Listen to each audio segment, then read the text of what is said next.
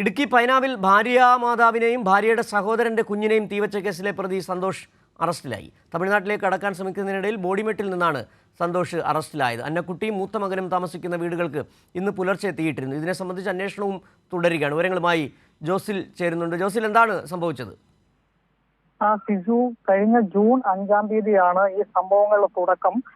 ഭാര്യയുടെ മാതാവിനെയും ഭാര്യയുടെ സഹോദരന്റെ കുട്ടിയെയും ഈ സന്തോഷ് എന്ന് പറയുന്ന വ്യക്തി തീ കൊളുത്തുകയായിരുന്നു.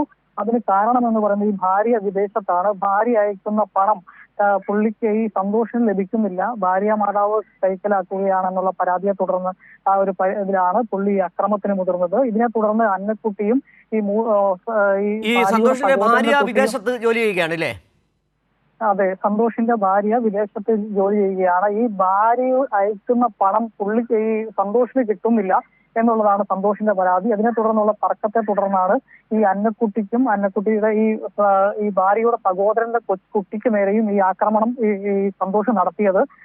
ഇതിൽ ഈ കുട്ടിയും ഈ അന്നക്കുട്ടി എന്ന് പറയുന്ന ഭാര്യയുടെ മാതാവും കോട്ടയം മെഡിക്കൽ കോളേജിൽ തീവ്രപരിചരണ വിഭാഗത്തിൽ ചികിത്സയിൽ തുടരുകയാണ്. അതിനിടയിലാണ് ഇന്ന് പുലർച്ചെ ഈ അന്നക്കുട്ടിയും ഭാര്യയുടെ മൂത്ത സഹോദരൻ ജിൻസും താമസിക്കുന്ന 2 വീടുകൾക്ക് തീയിട്ടിരിക്കുന്നത്. അതും ഈ സന്തോഷാണ് എന്നുള്ള രീതിയിലാണ് പോലീസിന് സംശയം. എത്രയും സന്തോഷിനെ ഇന്ന് ബോഡിമെട്ടിൽ വെച്ച് അറസ്റ്റ് ചെയ്തിരിക്കുകയാണ്.